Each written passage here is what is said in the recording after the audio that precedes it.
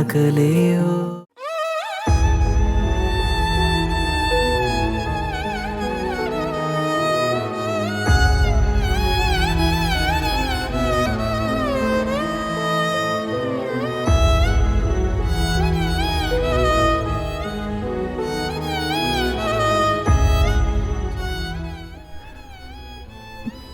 മിഴി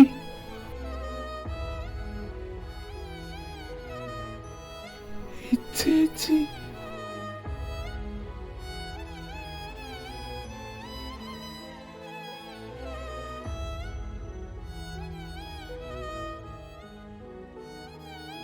കൊച്ചു, നീ എന്തിനു കരയുന്നത്? എന്താ കാര്യം പറ. അതൊക്കെ ആരാ? ആ ശേഖരൻ നമ്മുടെ വീട് സ്ഥലം അവർക്ക് വിൽക്കാനാണല്ലോ വന്നത്. വിൽക്കാനോ? നീ വന്നേ.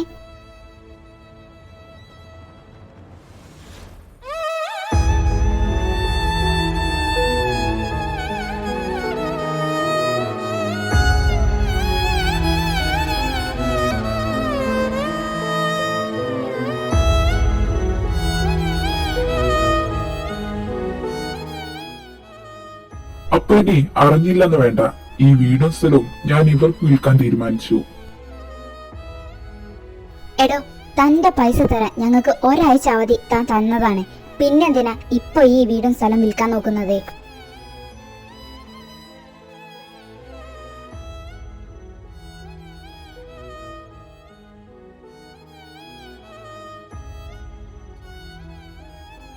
ഒരാഴ്ച കഴിയാൻ ഈ 2 ദിവസമുള്ളൂ.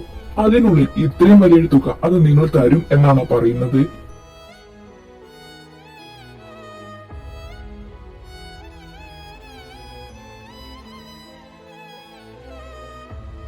രണ്ട് ദിവസമായാലും 2 മണിക്കൂറായാലും തന്റെ പൈസ പലിശ അടക്കം 30 ലക്ഷം രൂപ തനിക്ക് കിട്ടിയാ പോരെ? ഓ പിന്നെ ഇവിടുന്ന് ഒപ്പിച്ചുകൊണ്ട് തരാനാ അച്ഛനും മക്കളും ഇത്രയും വലിയൊരു തുക?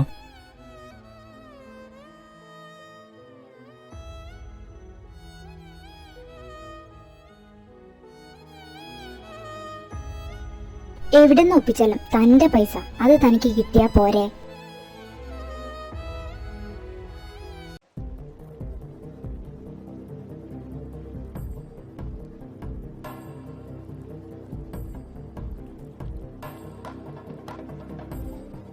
പിന്നെ നിങ്ങൾ ആരാന്ന് എനിക്കറിയില്ല.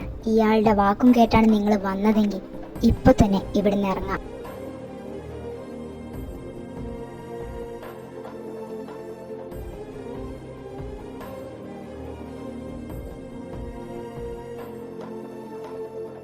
എടി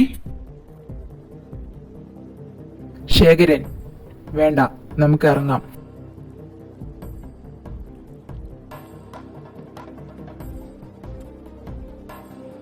സാർ, എന്നാലും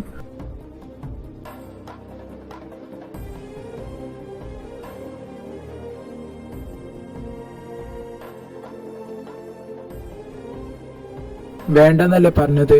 നമുക്ക് ഇറങ്ങാം.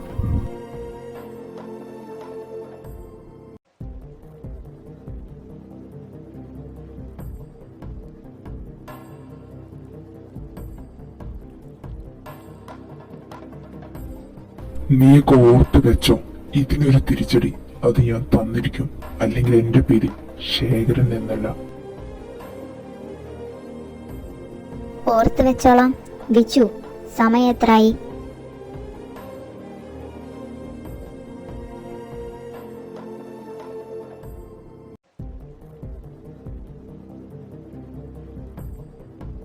അഞ്ച്, 5:45. കേട്ടല്ലോ, ഇപ്പൊ സമയം 5:45. ഇന്ന് മാർച്ച് 20. ഇനി അത് മറന്നു പോവേണ്ട.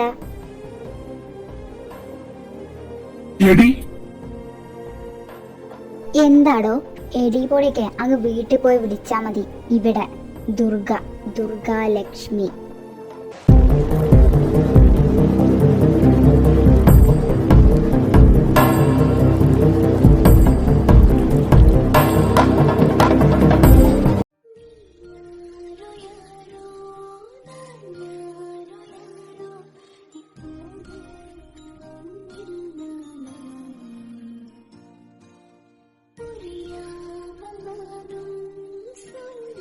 ഇച്ചായ, അത് ശരിക്കും ഇച്ചേച്ചി ഇച്ചേച്ചിയാണോ?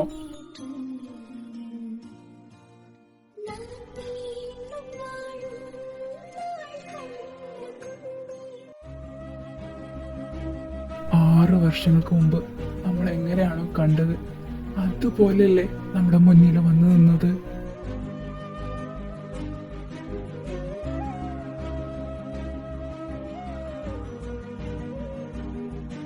എനിക്കിപ്പോഴും വിശ്വസിക്കാൻ പറ്റുന്നില്ല. അതെന്റെ മിഴി.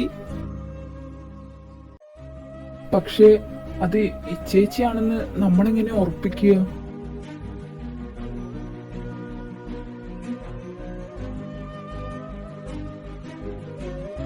അത് നീ പറഞ്ഞത് ശരിയാണ്.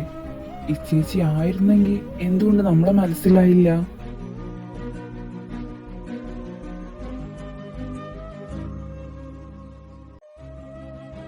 അതുമല്ല, ചേച്ചി പറഞ്ഞത് നിങ്ങൾ ശ്രദ്ധിച്ചോ?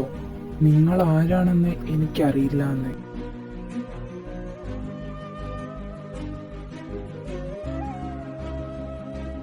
അവരെ പറ്റി അറിയാൻ ഇനി ഒരുപാട് കാര്യങ്ങളുണ്ട്.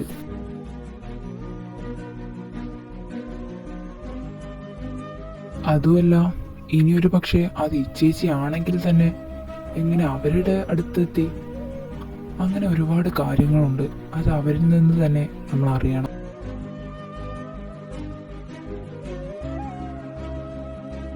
എന്തായാലും രാവിലെ ആ ശേഖരനെ ഒന്ന് വിളിപ്പിക്കണം. അവരെ പറ്റിയുള്ള ഡീറ്റെയിൽസ് എന്തായാലും അയാൾക്ക് അറിയാതിരിക്കില്ലല്ലോ.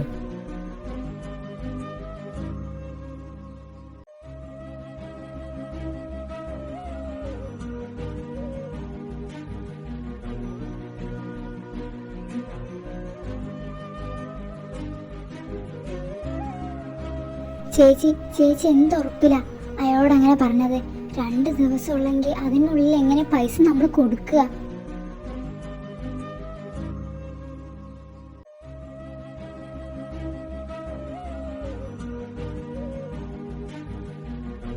എനിക്കൊരു പിടുത്തം കിട്ടുന്നില്ല. അപ്പത്തെ ഒരു വാശിക്ക് ഞാൻ അങ്ങനെ പറഞ്ഞു പോയതാണ്.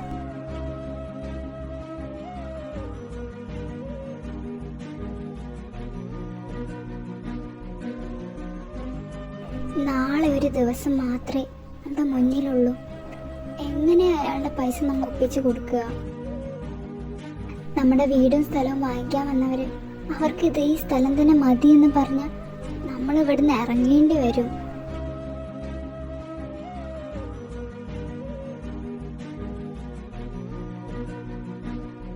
മോളെ ലച്ചു, നമ്മൾ ഇവിടുന്ന് ഇറങ്ങിയാൽ ഈ തറവാട്ടിലുണ്ടായിരുന്ന 3 ആത്മാക്കള്, അവരെ നമ്മളിവിടെ ഉപേക്ഷിച്ച് പോവേണ്ടി വരും.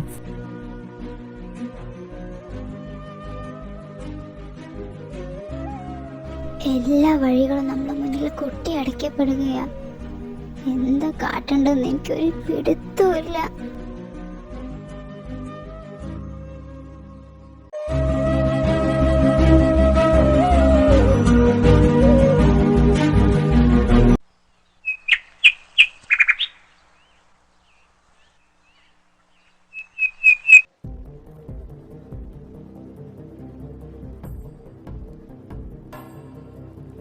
സാറേ, എന്നോട് ക്ഷമിക്കണം. ആ പെങ്കൊച്ച് അങ്ങനെ കാണിക്കുമെന്ന് ഞാൻ ഒരിക്കലും വിചാരിച്ചില്ല. ഞാനത് സീരിയസ് ആയിട്ടൊന്നും എടുത്തിട്ടില്ല. പിന്നെ ഒരു കാര്യം അറിയാൻ വേണ്ടിയിട്ടാ തന്നെ വിളിപ്പിച്ചത്. എന്താ സാറേ, എന്താ അറിയേണ്ടത്?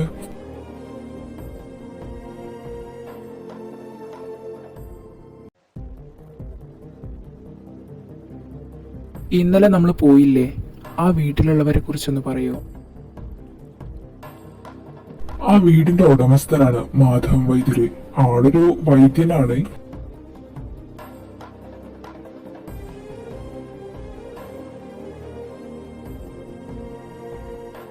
ഈ വൈദ്യനെന്ന് പറഞ്ഞാൽ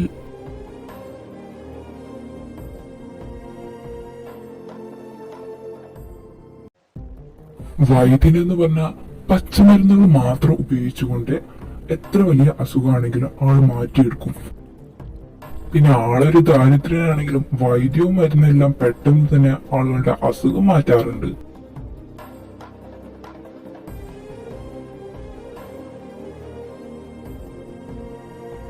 പിന്നെ ഇന്നലെ അവിടെ കണ്ട ആ 4 പെൺകുട്ടികള് അത് അദ്ദേഹത്തിന്റെ മക്കളാണോ? ആ 4 പെൺമക്കളും മാധവൻ വൈദ്യന്റെ മക്കള് തന്നെയാണ്.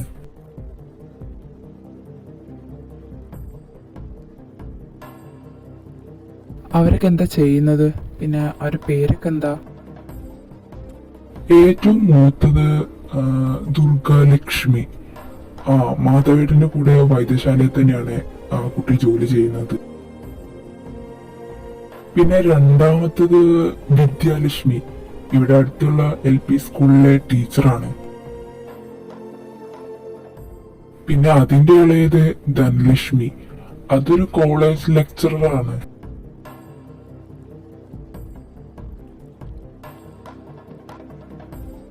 പിന്നെയുള്ളത് ഏറ്റവും ഇളയത് ആദിലക്ഷ്മി, PG സെക്കൻഡ് ഇയർ ആണ് പഠിക്കുന്നത്.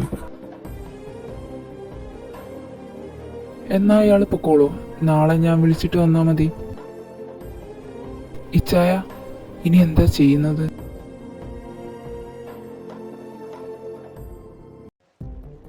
എന്തായാലും നമുക്ക് അവിടെ വരെ ഒന്ന് പോകണം. Durga Lakshmi.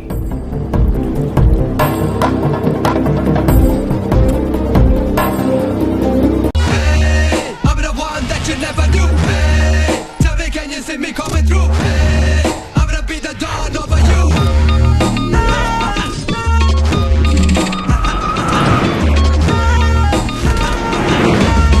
Step aside, give it away, give it up me. Step aside, 'cause I'm coming to get ya. See, hey, I'm the one that you never knew. Hey,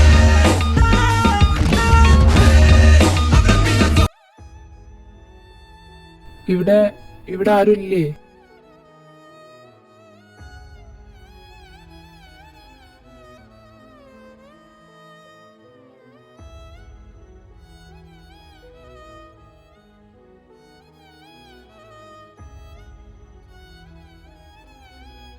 ആരാ? എന്താ വേണ്ടത്? നിങ്ങളല്ലേ ഇന്നലെ അയാളെ കൂടെ വന്നത്?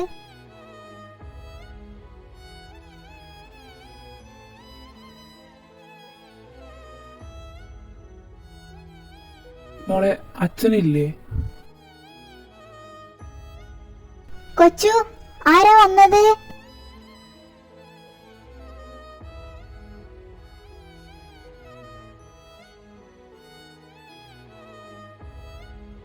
നിങ്ങളോ? നിങ്ങളെന്തിനാ ഇവിടെ വന്നത്? എന്താ വേണ്ടത്?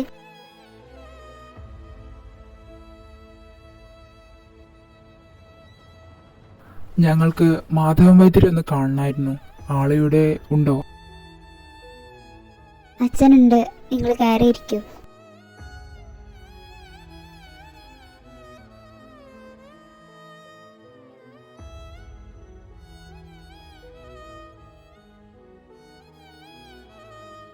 എന്താ സാറേ, എന്തിനാ വന്നത്?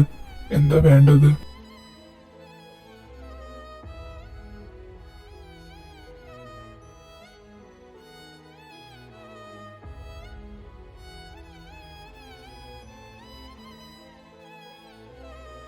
ഞങ്ങൾക്കറിയില്ലായിരുന്നു ഇവിടെ ഇങ്ങനെ കുറച്ച് ആളുകളുള്ളതും അവർക്ക് ഇങ്ങനെ കുറച്ച് പ്രശ്നങ്ങളുള്ളതൊന്നും. സാറേ, ഇവിടുന്ന് ഇറങ്ങി പോവാൻ ഞങ്ങളോട് പറയരുത്. പോവാൻ ഞങ്ങൾക്ക് വേറൊരു സ്ഥലമില്ല. ശേഖരന്റെ പൈസ അത് എന്നെ കൊണ്ട് കഴിയും പോലെ ഞാൻ കൊടുത്തു തീർത്തോളാം. അച്ഛൻ മാത്രമല്ല, ഞങ്ങളെ കൊണ്ട് കഴിയുന്ന രീതിയിൽ അയാളുടെ പൈസ അത് ഞങ്ങൾ കൊടുക്കാൻ നോക്കും. അയാൾക്കൊക്കെ പൈസ ഉണ്ടെന്നുള്ള അഹങ്കാരാണ്, അത് ഞങ്ങളെടുത്ത് കാണിക്കാൻ നിൽക്കണ്ട.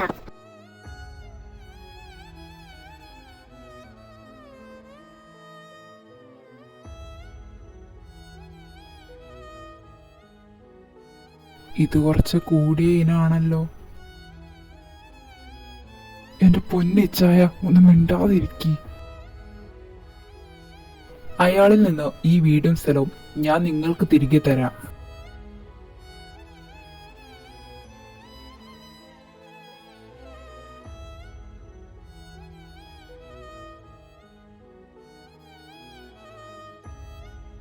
ഇച്ചായനിതെന്താ പറയുന്നത്? സാർ എന്താ പറയുന്നത്? എനിക്ക് മനസ്സിലാവുന്നില്ല.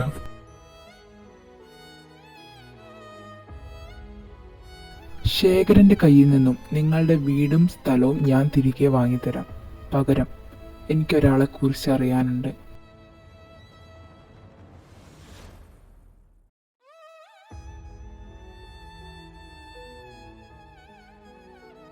ആളെക്കുറിച്ച് നിങ്ങൾക്ക് മാത്രമേ അറിയുള്ളൂ. നിങ്ങൾക്ക് മാത്രം. അതാരാ?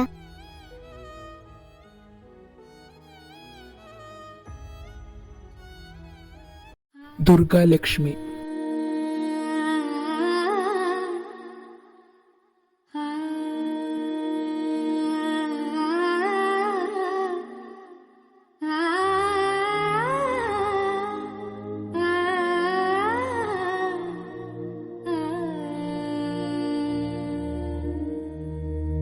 നിങ്ങൾക്ക് എന്തിനാ ചേച്ചിയെ കുറിച്ച് അറിഞ്ഞിട്ട്?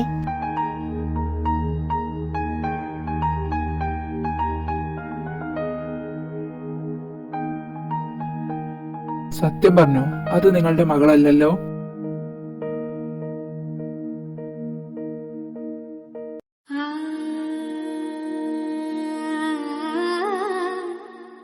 എടോ, തന്നോട് ആരാ പറഞ്ഞത് അത് ഞങ്ങളുടെ ചേച്ചിയല്ലാന്നേ? ഞാൻ നിന്നോടല്ലല്ലോ ചോദിച്ചത്, നിന്റെ അച്ഛനോടല്ലേ ചോദിച്ചത്. ആരോട് ചോദിച്ചതാണെങ്കിലും മറുപടി കിട്ടിയില്ലേ അത് ഞങ്ങളുടെ ചേച്ചിയാണെന്ന്?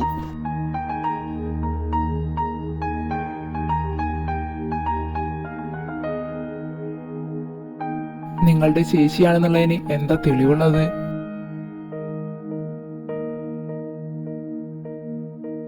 ഞങ്ങളുടെ ചേച്ചിയാണോ അല്ലയോ എന്നുള്ളത് നിങ്ങളുടെ മുമ്പ് ഞങ്ങൾക്ക് തെളിയിക്കേണ്ട ആവശ്യമില്ല. അല്ല, നിങ്ങൾക്ക് എന്തിനാ ചേച്ചിയെ കുറിച്ച് അറിഞ്ഞിട്ട്?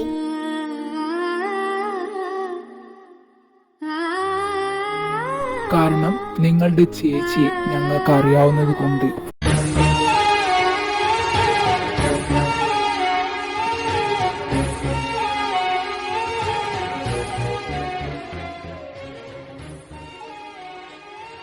നിങ്ങൾക്ക് ലച്ചുമോൾ ഇതിനു മുൻപ് അറിയോ?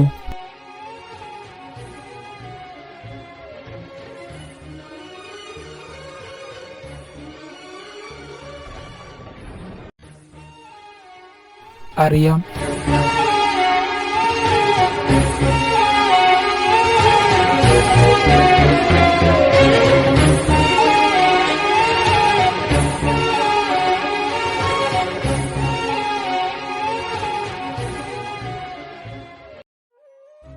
ലച്ചുജിയെ നിങ്ങൾക്ക് എങ്ങനെ അറിയാം? നിങ്ങളുടെ ലച്ചു ചേച്ചിയായിട്ട് അറിയില്ല, പകരം ഞങ്ങളുടെ ഇച്ഛായന്റെ ഭാര്യയായിട്ട് ഞങ്ങൾക്കറിയാം.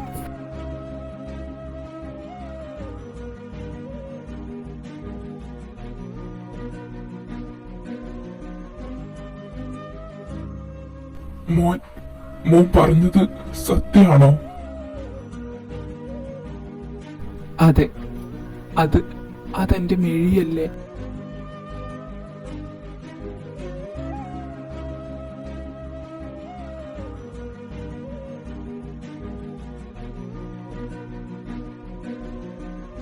മിഴി അതാരാ?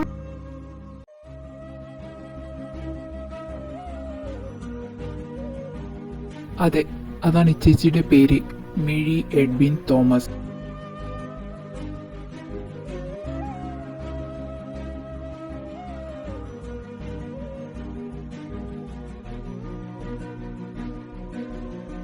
അത് നിങ്ങളുടെ മകളല്ലല്ലോ, എന്റെ മിഴിയല്ലേ.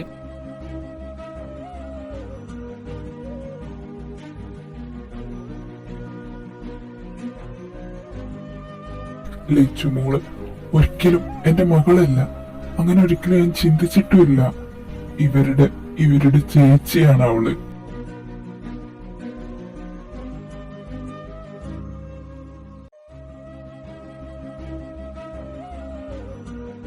പിന്നെ ലച്ചുവിന്റെ മാത്രം അനിയത്തിമാരാണ് ഇവര്.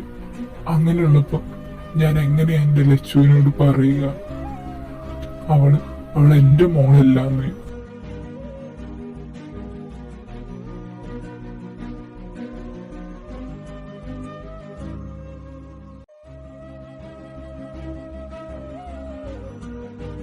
എന്നെ കൊണ്ട് ഒരിക്കലും പറയാൻ കഴിയില്ല ലച്ചു എന്റെ മകളല്ലാന്ന്. കാരണം അവളും എന്റെ മകളാണ്, പിന്നെ ഇവരുടെ ചേച്ചിയാണ്, പിന്നെ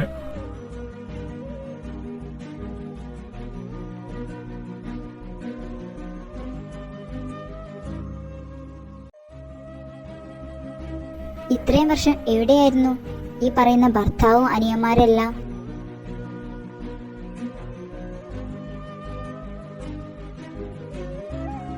അതിനൊരു കാരണമുണ്ട്.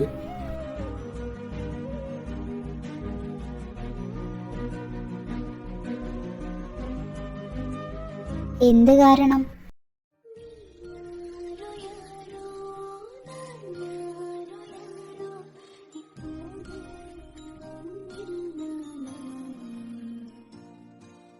ആറു വർഷങ്ങൾക്ക് മുമ്പ് ഇച്ചാനും ഇച്ചേച്ചിയും നൈറ്റ് ഓഫീസ് കഴിഞ്ഞ് വരുമ്പോഴായിരുന്നു ഇവരുടെ കാറ് ആക്സിഡന്റ് ആയത്.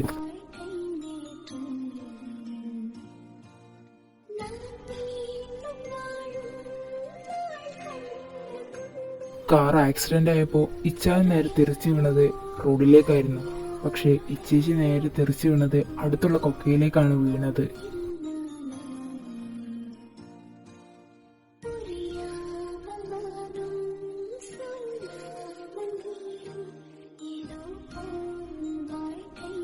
ഞങ്ങളാൽ കഴിയുന്ന പോലെയല്ല ആക്സിഡന്റ് സംഭവിച്ച സ്ഥലത്ത് ഞങ്ങൾ അന്വേഷണം നടത്തിയിരുന്നു. പക്ഷേ ഞങ്ങൾക്കൊന്നും കണ്ടെത്താൻ കഴിഞ്ഞില്ല. അതുമല്ല, ആക്സിഡന്റ് സംഭവിച്ചത് നൈറ്റ് ആയതുകൊണ്ട് പോലീസിനും ഒന്നും ചെയ്യാൻ സാധിച്ചില്ല.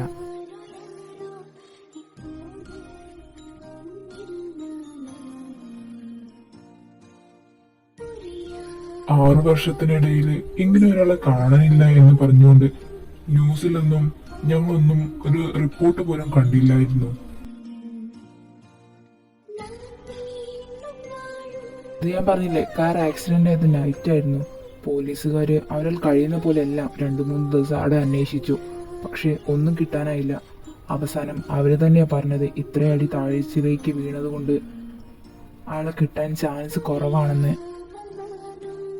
അത്രയും വലിയൊരു കൊക്കയിലേക്ക് വീണ ഒരാളെ ഒരിക്കലും തിരിച്ചു കിട്ടില്ല എന്ന് പോലീസുകാർ വരെ പറയുമ്പോൾ എന്തിൻ്റെ പേരിലാണ് ഞങ്ങൾ ന്യൂസിൽ ഇങ്ങനെ ഒരാളെ കാണാനില്ല എന്ന് പറഞ്ഞുകൊണ്ട് റിപ്പോർട്ട് നൽകേണ്ടത്?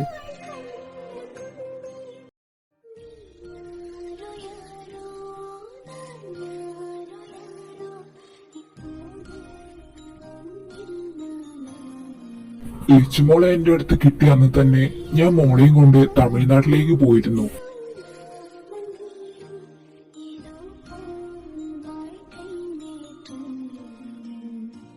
അതുകൊണ്ട് മോളെ കുറിച്ച് ഞങ്ങൾ പോലീസ് സ്റ്റേഷനിലൊന്നും ഇങ്ങനെ ഒരാളെ കണ്ടു കിട്ടിയെന്ന് പറഞ്ഞ് റിപ്പോർട്ട് നൽകാനോ അല്ലെങ്കിൽ പോലീസ് സ്റ്റേഷനിൽ അറിയിക്കാനോ ഞങ്ങൾക്ക് കഴിഞ്ഞില്ലായിരുന്നു.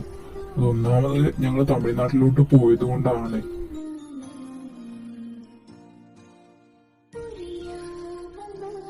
പിന്നീട് ചേച്ചിയുടെ അസുഖങ്ങളും മുറിവെല്ലാം മാറിയതിന് ശേഷമാണ് ഞങ്ങൾ തിരിച്ച് നാട്ടിലേക്ക് വന്നത്.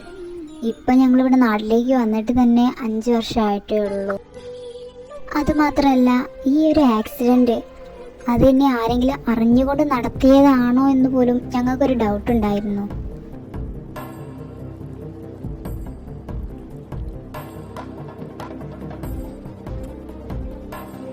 അതെന്താ നിങ്ങൾ അങ്ങനെ പറഞ്ഞത്?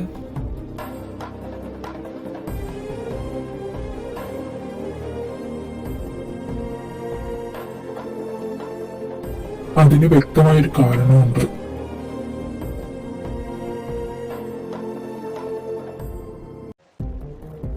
ഇത്രയും വർഷത്തിനിടയിൽ ചേച്ചി അന്വേഷിച്ചുകൊണ്ട് ആരും വന്നിട്ടില്ലായിരുന്നു. അതുകൊണ്ടാണ് ചേച്ചിയെ പറ്റി പിന്നീട് ഒരിക്കലും ഞങ്ങൾ ന്യൂസിലൊന്നും റിപ്പോർട്ട് കൊടുക്കാതെ ഇരുന്നത്. ഈ ചേച്ചിയെ അന്വേഷിച്ചു വരാൻ ഞങ്ങൾ മാത്രമേ ഉള്ളൂ, അല്ലാതെ ചേച്ചിയെ അന്വേഷിച്ചു വരാൻ ആരുമില്ല.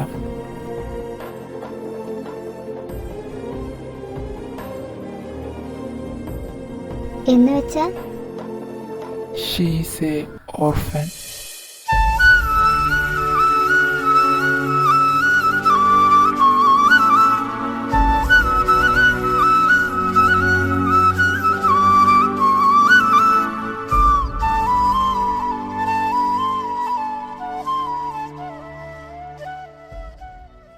അല്ല, മിഴി എങ്ങനെ നിങ്ങളുടെ അടുത്തെത്തിയത്?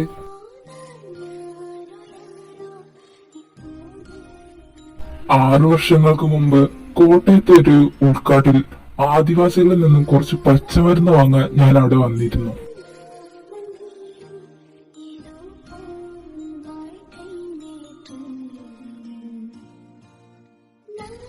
പച്ചമരുന്നെല്ലാം വാങ്ങി കാട്ടിലൂടെ തന്നെ ആയിരുന്നു ഞാൻ തിരിച്ചു പോയത്. അപ്പോഴാണ് കാട്ടിന്റെ ഉള്ളിൽ നിന്ന് ഒരു ഞരക്കം കേട്ടത്. ഞാൻ പോയി നോക്കിയപ്പോ ചോരയിൽ കുളിച്ച് ദേഹത്തെല്ലാം മുറിവുകളുമായിട്ട് ഒരു പെൺകുട്ടിയാണ് ഞാൻ കണ്ടത്.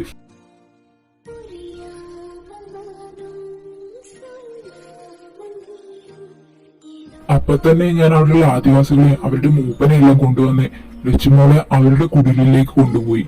അവിടുന്ന് അവരെ കൊണ്ട് കഴിയുന്ന പോലെ എല്ലാം ലക്ഷ്മോളുടെ മുറിവിലെല്ലാം മരുന്ന് വെച്ചു.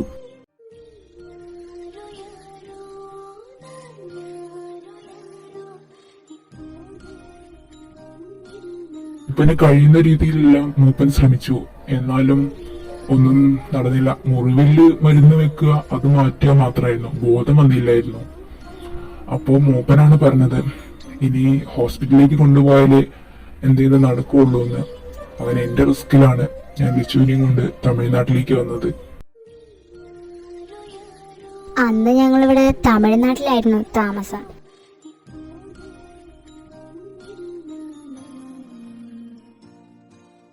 അന്ന് ലച്ചുവിനെ നോക്കിയത് ഞാനും എന്റെ മക്കളുമായിരുന്നു. ഹോസ്പിറ്റലിൽ കൊണ്ടുപോയി. എന്നിട്ട് 2 മാസം കഴിഞ്ഞിട്ടാണ് മോൾക്ക് ബോധം വന്നത് തന്നെ.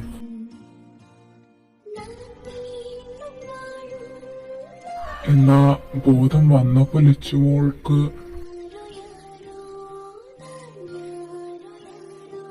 ബോധം വന്നപ്പോ മിഴിക്ക് എന്താ സംഭവിച്ചത്? അതുമല്ല, ഞങ്ങളെ കണ്ടിട്ട് പോലും മിഴിക്കൊന്നും ഞങ്ങൾ ആരാന്ന് പോലും അറിയില്ലല്ലോ. ഞങ്ങളോടൊന്നും സംസാരിച്ചത് പോലും ഇല്ല. 2 മാസം കഴിഞ്ഞ് ബോധം വന്നപ്പോ ലച്ചുമോൾക്ക് പോലും അറിയില്ലായിരുന്നു അവൾ ആരാണെന്ന്, അവളുടെ പേരെന്താണെന്നോ ഒന്നും അറിയില്ലായിരുന്നു.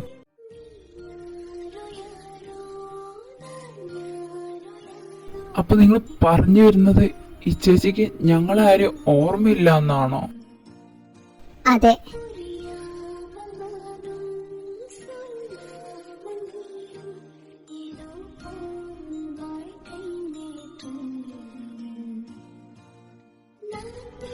ആക്സിഡന്റ് സംഭവിച്ച സമയത്ത് തലക്കേറ്റ ശക്തമായ അടിയിലാണ് ലച്ചു ചേച്ചിയുടെ ഓർമ്മകൾ പോയെന്ന് ഹോസ്പിറ്റലിലെത്തിയപ്പോൾ ഡോക്ടർ പറഞ്ഞത്.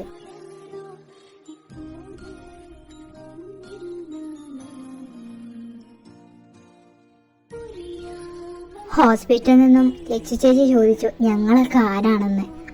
അപ്പം അച്ഛനാണ് പറഞ്ഞത് അനിയത്തിമാരാണെന്നും അച്ഛനാണെന്നൊക്കെ.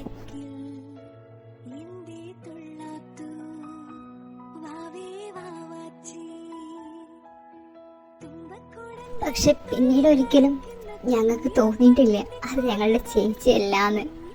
കാരണം ഞങ്ങളെ 3 പേരെയും പൊന്നു പോലെ ഞങ്ങൾ ചേച്ചി നോക്കുന്നത്.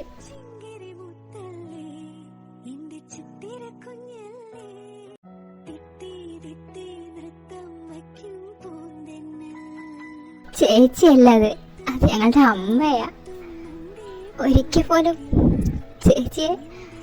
ചേച്ചിക്ക് ഇങ്ങനെ കുറച്ച് ആളുകളുണ്ട് ഒന്നും ഞങ്ങൾക്ക് അറിയില്ലായിരുന്നു. ചേച്ചി പാവ.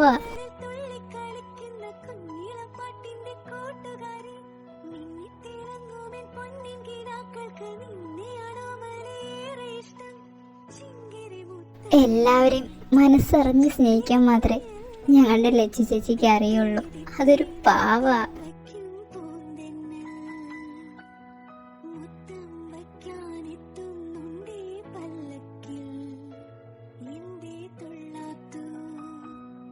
എനിക്കറിയാം എൻ്റെ മിഴിയെ എല്ലാവരെയും സ്നേഹിക്കാൻ മാത്രമേ അവൾക്കറിയുള്ളൂ.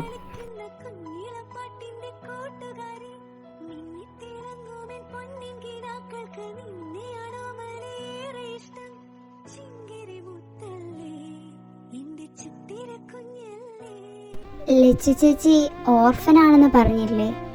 പിന്നെ എങ്ങനെയാ നിങ്ങൾക്ക് ചേച്ചിയെ പരിചയം? നിങ്ങളെങ്ങനെയാ കണ്ടുമുട്ടിയത്?